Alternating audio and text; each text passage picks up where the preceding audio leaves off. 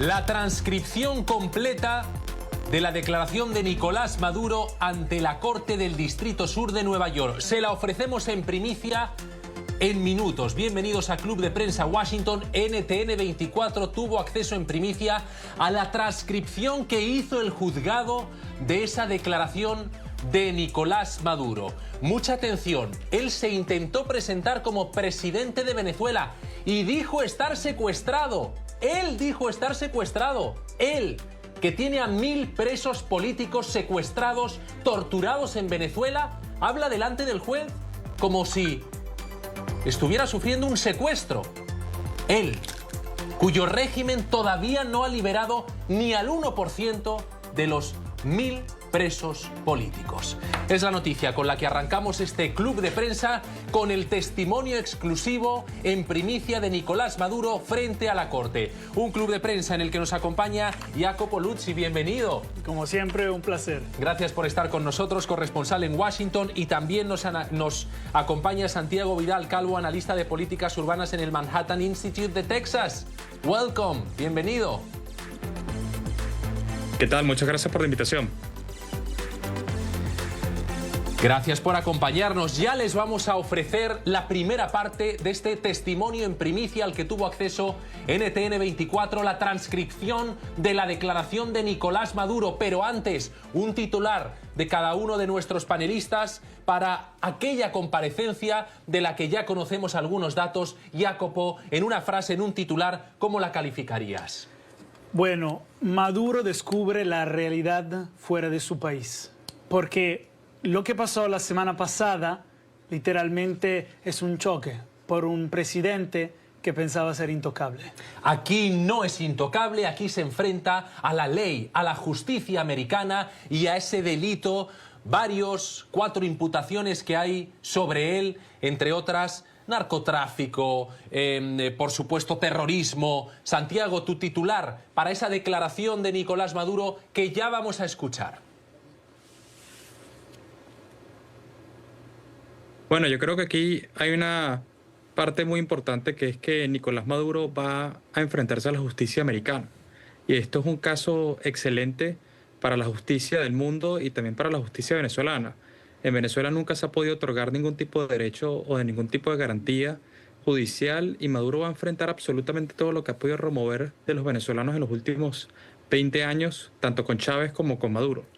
Entonces esto es un fin a un ciclo de injusticias y de falta de legalidad que ha existido en el país. Fin de un ciclo, así lo describe Santiago. 2 y 3 minutos, mucha atención, les ofrecemos ahora sí ese testimonio en primicia, la transcripción literal, palabra por palabra, letra por letra, de todo lo que dijo Nicolás Maduro en la Corte de Distrito Sur de Nueva York. Se intenta presentar como un presidente electo, cosa que no es, y se intenta presentar además como un secuestrado. Pero ojo, el juez no se lo permite y le frena en seco. Este fue el momento.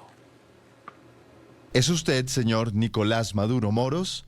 Soy Nicolás Maduro Moros. Mi nombre es presidente Nicolás Maduro Moros. Soy presidente de la República de Venezuela y estoy aquí secuestrado desde el sábado 3 de enero.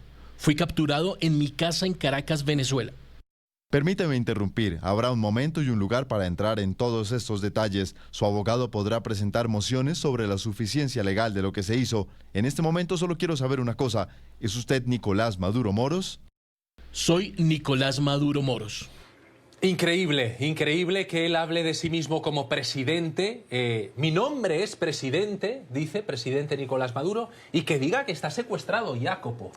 Sí, porque incluso cuando él ha llegado parecía casi divertido, porque la cosa para él era tan absurda que lo capturaron en la noche mientras dormía, probablemente traicionado por alguien que reveló la posición donde se encontraba. Y tú lo ves cuando llega, que dice, incluso en la corte, pero incluso a la cárcel, buenas noches, feliz año, riéndose y diciendo a su esposa, pórtate bien, saluda.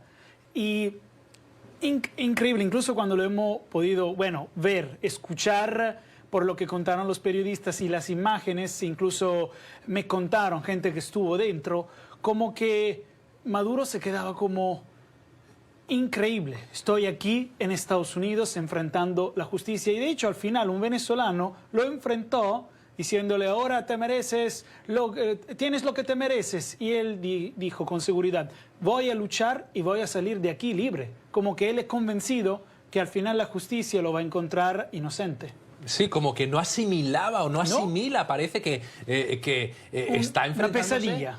Una pesadilla. Ajá. Se está enfrentando a una cadena perpetua. Sí, no va a salir. No va a salir de la cárcel. No va a salir de la cárcel. No. Santiago, te quiero preguntar por esta primera parte de la transcripción que hemos escuchado. Mucha atención porque tenemos acceso completo a la totalidad de la transcripción de esa comparecencia. La estamos escuchando por partes. Ya han oído ustedes cómo se presentaba Nicolás Maduro, cómo el juez le frenaba. Enseguida escucharemos otra parte. Pero sobre esto que acabamos de oír, Santiago, que él se presente como presidente, que él diga que estaba secuestrado, ¿es que acaso Maduro no se daba cuenta de que se acabó, está en Estados Unidos y se está enfrentando a una cadena perpetua?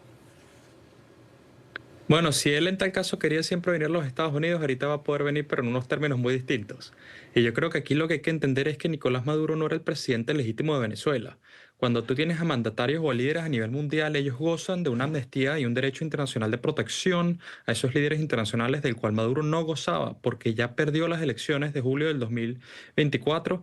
Y además de eso, yo me atrevería a decir que fraudulentamente él ha ganado todas las elecciones que ha competido. No hay ninguna elección que él haya ganado de forma clara, transparente y que no haya irregularidades en el proceso electoral. Entonces Nicolás Maduro no era un presidente. Nicolás Maduro era un usurpador del gobierno. Y se tomó los Estados Unidos la decisión de ir a Venezuela y tomarlo y capturarlo porque se sabía que el marco legal estaba a favor de los Estados Unidos. Entonces Nicolás Maduro, cuando se va a presentar en una corte, él piensa que esto es un show de reality, un show de televisión, de telenovela. Y la realidad es que no va a pasar ningún día más de su vida libre en las calles y va a pasar el resto de su vida no solamente con una cadena perpetua. Pueden pasar muchísimas cosas en esa corte. Estamos hablando de un caso gigantísimo. Pueden ser varias y todo. Entonces aquí lo que le va a caer es todo el peso de la ley americana y todos estamos de acuerdo aquí en Estados Unidos, desde el proceso legal, como el proceso de los jueces, como el proceso de todas las agencias federales, de que Nicolás Maduro tiene que servir sentencia. Entonces le va a quedar a un jurado que ya de por sí en el 2020 dijo que si era culpable, volver a decir que Nicolás Maduro es culpable de todos los crímenes que le están colocando. 2 y 8 minutos, escuchemos más acerca de esa declaración a la que NTN24 tuvo acceso en primicia, esa transcripción. En este caso van a escuchar ustedes a la defensa de Nicolás Maduro argumentando que su cliente habría sufrido lesiones durante la detención. Su señoría, al igual que la señora Flores de Maduro, durante su secuestro sufrió lesiones importantes como puede ver hoy aquí en el tribunal. Adicionalmente, se cree que podría tener una fractura o contusiones graves en las costillas. Solicitamos al tribunal que ordene, si no podemos obtenerlo de otra manera, una radiografía completa y una evaluación física para garantizar su salud. Dice que sufrió lesiones. NTN24 sabe también, hemos confirmado que recibió un chequeo médico Nicolás Maduro al llegar a la corte. Habla de lesiones. Sabemos que le leyeron los derechos, le dieron asistencia médica, le ofrecieron agua en el proceso de la detención. ¿Saben ustedes a quienes no les leen los derechos, a quienes no les dan agua? A los presos políticos venezolanos. Esos tienen lesiones, sufren torturas, crímenes de Estado en Venezuela. Pero ahora la defensa de Nicolás Maduro se queja porque su cliente, según él, habría sufrido lesiones. Es tremendo, ¿no, Jacob? ¿Puedo escuchar esto? Sí, y sobre todo hay esta broma de Maduro que cambia de outfit cada sí, momento con esta sudadera de Nike que se convirtió viral, con esta sudadera gris que llevaba, y muchos dicen, se cambió más ropa que la chica de la película El Diablo Veste Prada. Entonces, es increíble esta cosa. Ahora liberaron, por ejemplo, algunos presos italianos en Venezuela, como Trentini, este chico de la NGO y otros. Pero son una pequeña parte y todos cuentan que ellos en la cárcel hacían, por ejemplo, ejercicio para no perder la cabeza. O sea, lo que ellos vivían es un abuso total. Y aquí en Estados Unidos, claro, la cárcel donde se encuentra, que la misma recordamos del Chapo, no es un Hilton, 5 estrellas, pero tiene una dignidad porque es Estados Unidos. Unos derechos. Y ellos quieren mostrar a Maduro como un pobrecito, una víctima que está allí, que sufre cuando, claro, no está justo, pero porque es un preso encarcelado, pero es Estados Unidos y tiene una dignidad y un respeto por cada persona, más o menos, que se encuentra detenido. Y además, Santiago, una cosa muy importante también es que, bueno, Nicolás Maduro es el único dueño de su destino. Él ha acabado donde ha acabado, bueno, digámoslo claro, porque ha querido. Nadie obligó a Nicolás Maduro a aferrarse al poder, nadie obligó a Nicolás Maduro a torturar presos políticos, nadie le obligó a crear un sistema criminal, a encabezar un cartel de droga. Bueno, oiga, es que si está hoy convicto en Estados Unidos, el único responsable de sus acciones es él, no Santiago. Digo yo, parece a veces yo parece creo que los venezolanos, bueno, que hay otros responsables. Sí, yo creo que los venezolanos estamos muy claros que a Maduro se le dio 18 meses desde julio del 2024 para poder salir del gobierno. A él se le otorgó absolutamente cualquier tipo de tiempo y paciencia por parte de los venezolanos para poder dejar al mando, porque los venezolanos ya eligieron un cambio de régimen. Nosotros elegimos un cambio de régimen que fue en las urnas electorales y lamentablemente por los procesos de que tiene el régimen controlado todas las instituciones del país no pudimos aplicar ese cambio de régimen que nosotros queríamos.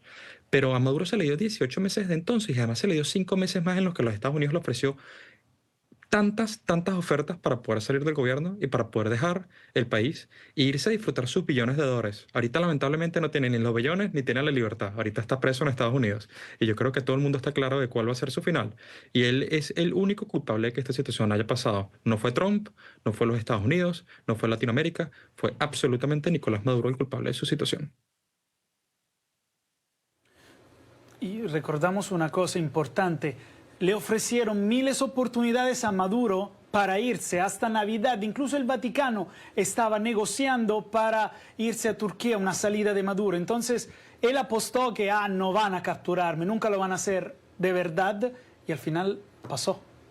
Ahí está, detenido. Escuchemos más, 2 y 13 minutos, más de ese testimonio en primicia que les está ofreciendo NTN 24. Lo están escuchando ustedes en el canal de las Américas. ¿Qué más dijo la defensa de Nicolás Maduro ante la Corte del Distrito Sur de Nueva York? Esto. Sí, su señoría, como el tribunal ha aludido anteriormente, preveo que se presentarán numerosas mociones. El señor Maduro es el jefe de un Estado soberano y tiene derecho a los privilegios e inmunidades que conlleva ese cargo. Además, hay algunos asuntos sobre la legalidad de su secuestro militar. Así que, dadas las circunstancias, no creo que tenga sentido fijar una fecha para las mociones. El señor Maduro está dispuesto a renunciar a su derecho a un juicio rápido hasta el 17 de marzo. Y entonces podremos presentarle un informe sobre el estado de la presentación de pruebas hasta esa fecha. De igual manera, sobre lo que consideramos sería un plazo realista para las mociones. ¿Sería apropiado ahora mismo agendar para las mociones? Su señoría, no creo que sea apropiado en este momento. Como he dicho, espero una práctica legal voluminosa y complicada, y creo que tiene sentido al menos comenzar el proceso de presentación de pruebas. El señor Maduro está dispuesto a renunciar a su derecho a un juicio rápido hasta el 17 de marzo, y entonces podremos fijar un plazo para las mociones en ese momento. Su señoría, en nombre de la señora Flores de Maduro, estamos de acuerdo y también renunciaríamos a nuestro derecho a un juicio rápido hasta que podamos volver a reunirnos. Bueno, sorprende, Santiago, escuchar al abogado de Nicolás Maduro, escuchar a su defensa, pedir para su cliente, para Maduro, pide, ahí lo han oído, los privilegios e inmunidades que corresponden a un jefe de Estado. Entiendo, Santiago, que la justicia de Estados Unidos no considera tener delante a ningún jefe de Estado, sino a un criminal. Es así. Nicolás Maduro fue convicto en una corte en los Estados Unidos, aquí en Nueva York, en el 2020 ya por los cargos parecidos a los que se están ahorita colocando en su juicio ahorita. Nicolás Maduro no solamente fue convicto ya, sino que también el Departamento de Estado colocó que era líder de una organización terrorista. El Departamento de Justicia puso una recompensa de $50 millones por que la captura de Maduro. Estamos hablando de que todos los organismos del gobierno federal se pusieron de acuerdo para la captura de Maduro, algo que no había pasado nunca en ninguna de las administraciones pasadas, ni con Chávez ni con Maduro. Todos aquí estamos totalmente en la misma línea de pensamiento de qué tenía que pasar con Venezuela. Yo creo que Estados Unidos lo entendió muy bien bajo la administración de Trump, tanto la Casa Blanca como el Departamento de Estado, como el Departamento de Justicia, como la CIA y como la FBI. Todos se pusieron de acuerdo. Además de el caso que ya tiene la DEA, que llevan años investigando esto en la DEA. No va a ser muy difícil para los Estados Unidos probar que Nicolás Maduro no solamente no juzga de estas inmunidades que nosotros estamos hablando, pero no solamente eso, sino de que no lo va a ser muy difícil de probar que también es el líder de un estado, un narcoestado como Venezuela, que bajo su administración recibió influencias de la FARC, de la ELN, del Hezbollah, de Rusia, de China, de Irán, de muchísimas otras organizaciones criminales y terroristas que vinieron a Venezuela para poder hacer sus desastres. Y yo creo que esto no va a ser muy difícil porque si los Estados Unidos sabían perfectamente la hora y el momento en el que él estaba durmiendo en su habitación y lograron entrar en 6 minutos a agarrarlo, yo creo que también saben perfectamente cuáles son todas las pruebas para poder llevarlo al caso. Jacopo, ¿qué dicen tus fuentes? ¿Es una buena estrategia judicial la que parece que van a seguir presentar a Nicolás Maduro como si fuera un jefe de Estado? Porque Estados Unidos no lo reconoce, casi ningún país. De hecho, después de 2024, Maduro ha perdido su legitimidad. Pero claro, la defensa, según lo que pudo entender, no ha tenido mucho tiempo para prepararse. Primera cosa, es muy probable que el abogado se reunió el mismo lunes con Maduro. Entonces la estrategia, no te digo que sea improvisada, pero ellos están tratando de ser audaces, presentando a él como un jefe, un presidente, una autoridad, para tratar de influenciar al juez, que pero tiene 92 años, Ellerson, y tiene mucha experiencia, y puede ser Jesús y no le va a importar. Si es culpable, Maduro, Jesús, el Papa, todo van a pagar frente a la ley, porque te acuerdo que aquí en Estados Unidos dicen no one is above the law, nadie está arriba de la ley, tampoco Maduro. Tampoco Maduro, por supuesto. Otra parte, les ofrecemos a continuación 2 y 18 minutos de esa transcripción a la que tuvo acceso en primicia NTN 24. Fíjense, lo que van a escuchar a continuación, la defensa de Nicolás Maduro pide una visita consular. Dice que tienen derecho a consultar con funcionarios consulares venezolanos por ser Maduro y Cilia ciudadanos de ese país. Señor Maduro y señora Flores, como ciudadanos del Estado de Venezuela tienen derecho a consultar con los funcionarios consulares de ese Estado, ¿entienden eso? Sí, lo entendemos y nos gustaría recibir dicha visita consular. Lo entiendo y me gustaría que se produjera esa visita consular. Ahora, señor Wirschba, ¿puede usted organizar esa visita? Lo investigaremos, su señoría. Sí, por supuesto. Y hágame saber cuándo y dónde se llevará a cabo. Y ellos dicen que sí, Jacopo, dicen que les interesa esa visita consular. Bueno, sin duda, recordamos que este juicio se va a demorar mucho. No es una cosa que se acaba pronto. El 17 de marzo tenemos la primera audiencia, porque ahora fue el arraignment, cuando uno se presenta por primera vez. Pero esta cosa va a durar todo 2026 e incluso 2027. Entonces, claro, ir con el consulado y todo es una estrategia para darle credibilidad, tener un apoyo de su país e incluso retrasar. Yo, por un lado, creo que Maduro quiere terminar esto pronto, porque está convencido de su inocencia, pero al mismo tiempo necesitan ganar tiempo para dar fortaleza, fuerza a su caso, a su defensa. Y por eso quieren utilizar, porque al mismo tiempo no confían mucho de los estadounidenses. Recordamos, el abogado de Maduro ahora es un gringo, como lo llaman. Sí. ¿Cuándo tendríamos un veredicto, Jacopo? Tú que has seguido muchos casos judiciales, penales en Estados Unidos, más o menos. Depende de las evidencias, depende de lo que buscan los fiscales, el Departamento de Justicia, pero antes de mitad de 2027, esto no se va a acabar, sobre todo si después que hay un juicio, él va a la Corte de Apelación, porque aquí hay pases, no es que un juez federal se acaba.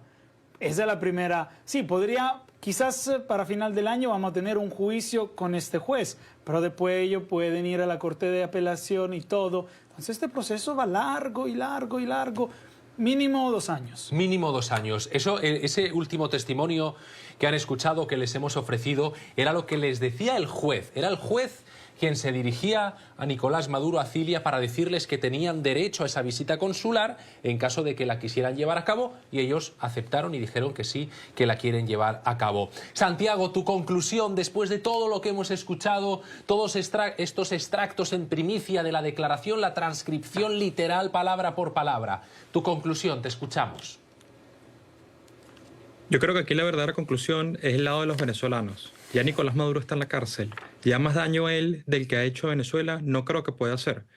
Pero aquí la conclusión verdadera es de los venezolanos, que estamos extremadamente felices que Nicolás Maduro esté enfrentándose a la justicia americana. Estamos muy felices de que los Estados Unidos haya tomado alguna decisión para poder intervenir en Venezuela y para poder extraer a Nicolás Maduro del territorio venezolano, ya tanto daño que había hecho durante 27 años el régimen chavista dentro de Venezuela. Aquí estamos observando cómo van a ser los siguientes pasos y los siguientes meses con la transición posible hacia una democracia. Pero Maduro ya sabe que juzga y tiene muchísimos privilegios que no tiene ninguno de los presos políticos que se encuentran actualmente en el Helicoide o en Ramo Verde. 1000 personas todavía quedan arrestadas. También estaban pidiendo una fe de rata al principio una fe de vida, perdón, al principio cuando habían capturado a Maduro. ¿Dónde está la fe de vida también de los miles de presos políticos que se encuentran en Venezuela? Que seguramente no los han sacado a todos porque deben ser que están en una situación horrible, comparable con la de los israelíes con Hamás. Aquí estamos observando a los venezolanos, pero con mucha emoción de que ya Maduro se encuentra en una cárcel americana y que va a pasar el resto de su vida por la cárcel. Eso no tengo ninguna duda. ¿Qué va a pasar el resto de su vida por la cárcel? Nos dice Santiago. Y sobre todo esa transición de la que ya se empiezan a ver resultados. Entre otros, por ejemplo, la visita de María Corina Machado a Washington este jueves. Ya hay venezolanos que se están concentrando aquí en la capital de Estados Unidos. Hoy mismo a las 5 de la tarde habrá una vigilia por los presos políticos frente a la Casa Blanca. Pero hay más noticias desde Washington, como la situación en Groenlandia. Mucha atención, porque el primer ministro de la isla ha lanzado hoy una seria advertencia a Donald Trump, que quiere hacerse con el control de ese territorio. Lo vemos a la vuelta, ya regresamos. Presión inaceptable, así calificó el primer ministro de Groenlandia la actitud de Estados Unidos, que quiere hacerse con el control de la isla. Habla de presión y también dice que no quieren ser americanos, que si le dieran a elegir entre formar parte de Estados Unidos o permanecer en Dinamarca, se quedarían con Dinamarca. Escuchen. Groenlandia no quiere ser gobernada por Estados Unidos. Groenlandia no formará parte de Estados Unidos. Elegimos la Groenlandia que conocemos hoy, que forma parte del Reino de Dinamarca. Nos enfrentamos a una crisis geopolítica y si tenemos que elegir entre Estados Unidos y Dinamarca, aquí y ahora elegimos Dinamarca. Elegimos la OTAN, elegimos el Reino de Dinamarca, elegimos la Unión Europea. No es momento de discusiones internas ni de divisiones. Es momento de unirnos y construir la comunidad que conocemos y que deseamos. ¿Presión o lo podríamos llamar también propuesta? Propuesta de comprar la isla. ¿Presión o propuesta? Elegid, Jacopo, Santiago, una palabra. Después la argumentáis. Jacopo, ¿presión o propuesta? Propuesta. Propuesta. Santiago, ¿presión de Trump, como dice el primer ministro groenlandés, o propuesta de Estados Unidos? ¿Qué palabra eliges?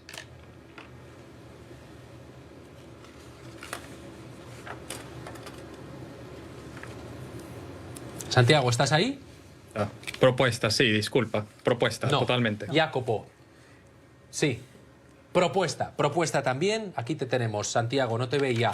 Propuesta es la palabra que eligen nuestros panelistas. ¿Por qué? ¿Y por qué eliges propuesta, Jacopo, empezando contigo? ¿Y por qué el primer ministro de Groenlandia habla de presión? Porque Trump busca un acuerdo y de hecho se habla de ofrecer a cada persona de Groenlandia hasta $100,000 para literalmente comprarse el país, o sea, para esta renuncia a la Dinamarca y pasar a ser un territorio estadounidense. Pero los habitantes son muy orgullosos y de hecho ni quieren a Dinamarca, difícil que van a querer esto. Y Trump por ahora busca un acuerdo económico porque sabe que hay en el medio la OTAN, Dinamarca, Europa, y si va a utilizar la fuerza como amenaza, esto no va a ser la captura de Maduro que, ok, ha violado la ley internacional. Esto va a ser literalmente un desafío de la OTAN y de Europa, y el problema es demasiado. Yo la veo muy difícil. Claro, puede pasar, pero ocuparla militarmente lo descarto por ahora, y por eso mañana se reúnen Rubio, los chicos de Dinamarca, exactamente para encontrar un compromiso que pero no va a pasar porque ellos lo dicen, nosotros no queremos Estados Unidos. Santiago, ¿por qué habla el primer ministro de presión? Nos dice Jacopo que lo que hay es una propuesta. Efectivamente, tú también, Santiago, hablas de propuesta de Estados Unidos. ¿Por qué? Porque aquí en este caso Dinamarca se ha dado cuenta, y el Reino de Dinamarca se ha dado cuenta que su posición no es tan fuerte como la de los Estados Unidos y que su derecho sobre la isla, aunque sí sea parte de sus territorios, tampoco es tan fuerte como una propuesta de los Estados Unidos de comprar la isla. Y los Estados Unidos ya tienen precedente para esto. En los Estados Unidos se ha comprado Luisiana y se ha comprado Alaska en el pasado. Y obviamente el interés de seguridad, tanto regional como internacional, que estamos hablando de Groenlandia, es muchísimo mayor en este caso. Estamos hablando de Rusia, que está a las puertas del Ártico, igualmente que China. Estamos hablando de dos de los grandes poderes que van a terminar de decidir cuál va a ser el futuro del mundo. Si el mundo va a ir por el camino de la libertad o si el mundo va a ir por el camino del autoritarismo. Y Groenlandia significaría muchísimo para los Estados Unidos, tanto en temas de seguridad nacional, pero también en temas de recursos. Y aquí también hay un tema de utilidad. Yo creo que la gente de Groenlandia va a terminar decidiendo en los próximos años cuál va a ser la propuesta, pero los Estados Unidos va a poner mucha presión al respecto porque sabe el presidente Trump cómo colocar presión al respecto. Se vio con las tarifas. Las tarifas, se sabía muchísima teoría económica que iba a ser en contra de los Estados Unidos, pero al fin y al cabo Trump las usó para poder llegar a muchísimos acuerdos a nivel internacional con muchísimos países y muchísimos economistas no se lo esperaban. ¿Por qué? Porque hay un ángulo político a esta situación. Y no todo es cuánto podemos pagar, pero también hay un ángulo político que hay que observar. Los ministros de Exteriores de Dinamarca y Groenlandia van a ser recibidos mañana miércoles por J.D. Vance, por el vicepresidente, también por Marco Rubio, el secretario de Estado. ¿En esta reunión se podrá perfilar el futuro de Groenlandia? Difícil, Roberto, pero claro, por lo menos la primera vez que se hablan cara a cara. Y yo no creo que Estados Unidos vaya a renunciar a Groenlandia. Es un capítulo que regresa. Se hablaba de esto en 2025, en febrero, marzo. Después se muere la cosa y ahora regresa porque, claro, con la captura de Maduro, Estados Unidos se siente más legitimado a controlar el hemisferio, como lo dijo incluso el documento en diciembre de Seguridad Nacional de Estados Unidos. Pero claro, por lo menos los de Dinamarca y de Groenlandia, los ministros pueden expresar no está en venta la isla, no queremos ser parte de Estados Unidos.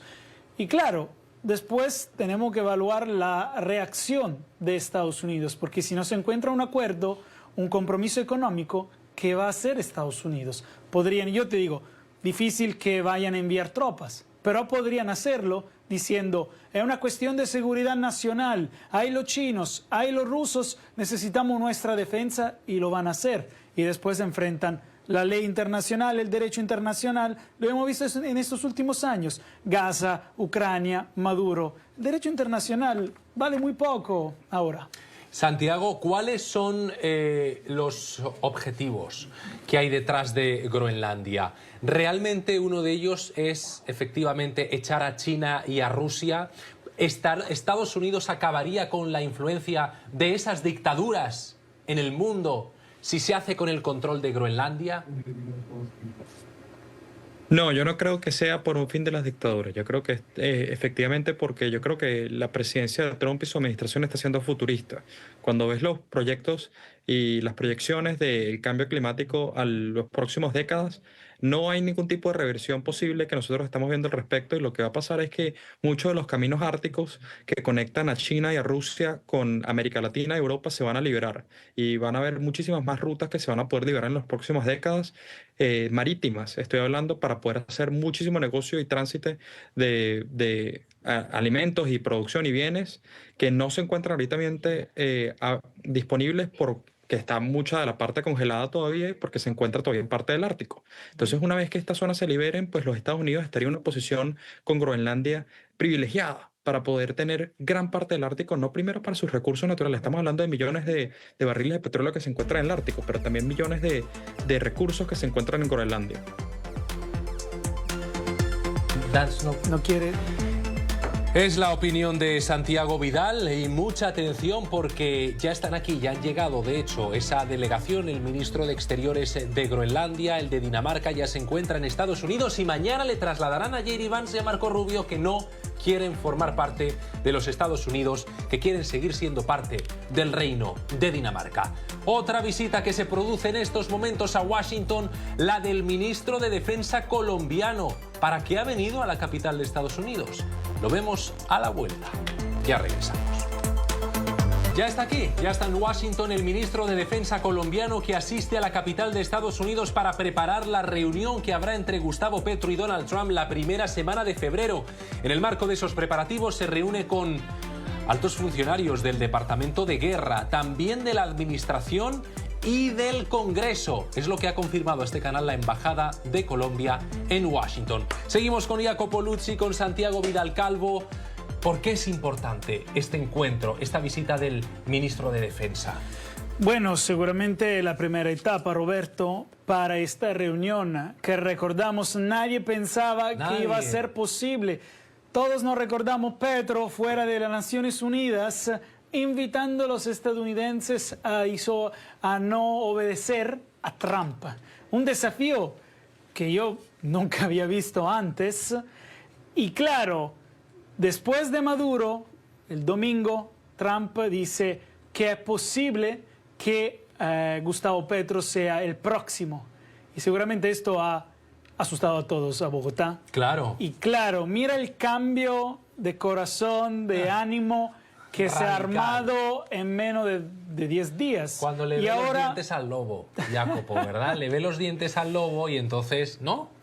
La captura de Maduro, y esto no vale solo con Petro, ha asustado a todos. Ortega en Nicaragua ha empezado a liberar presos porque Estados Unidos le ha pedido. Todos han entendido. Bueno, no son solo palabras. A todos los que tienen algo que temer, porque claro. a un líder democrático, un presidente que esté respaldado por la democracia, Petro por supuesto es un presidente democrático, pero con una lucha contra el narcotráfico muy deficiente en Colombia. Claro, e imagínate si Estados Unidos empieza a atacar a los narcos dentro de Colombia sin pedir el permiso a Bogotá antes, sin coordinar la operación con el ejército colombiano. Esto sería Colombia y México. Y ahora la gente tiene miedo porque Trump puede todo. O sea, si se fue a capturar increíblemente a Maduro dentro de su cama en la noche, todo es posible, todo puede pasar. Claro.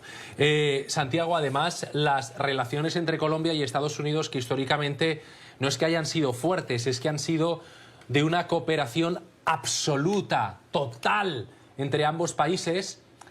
Petro las dinamitó, y durante el mandato de Petro, ¿cómo describirías las relaciones entre ambos países? Desde que llegó Trump al gobierno, pues han bajado mucho. Y yo creo que aquí desde los Estados Unidos, pues no le han visto con la misma estima a Petro, a Gustavo Petro, al presidente de Colombia, como lo pueden ver por lo menos ahorita con los colombianos. Yo creo que los Estados Unidos sí le tienen mucho cariño a los colombianos. La esposa de Marco Rubio es colombiana. Trump salió en cadena nacional en la rueda de prensa que tuvo el otro día también diciendo que la esposa de Marco Rubio era colombiana y que él le caía muy bien los colombianos. Aquí yo creo que el problema no son los colombianos, es Gustavo Petro y la administración que ha tenido, pues que obviamente ha habido un sesgo total hacia el narcotráfico por parte de Colombia. Mucha de la droga que venía hacia Venezuela para poder ser transitada venía desde México y desde Colombia, tanto la cocaína como otras drogas. Entonces, grupos terroristas que por lo menos ahorita se están devolviendo a Colombia. Hubo reportes esta semana de que la ELN y la FARC, o de las disidencias de ambos, se están devolviendo a Colombia.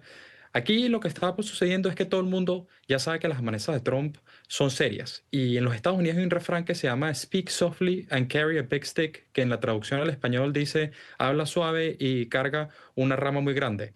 Yo creo que Trump no tiene esa política. Trump la tiene al revés. Habla duro y también trae la rama grande. Y él trajo la rama grande cuando agarró a Nicolás Maduro de su casa, que en realidad estaba en Fuerte Tiuna, que es una base militar, no estaba en su casa. Pero ahorita todos los presidentes de Latinoamérica saben que los Estados Unidos tanto está hablando duro como que está aplicando las cosas que está diciendo. Y hay un refuerzo total a través de las acciones de los Estados Unidos para poder aplicar la política de la doctrina Monroe, o como le llaman ahorita, la doctrina de Donald Trump, pero Monroe.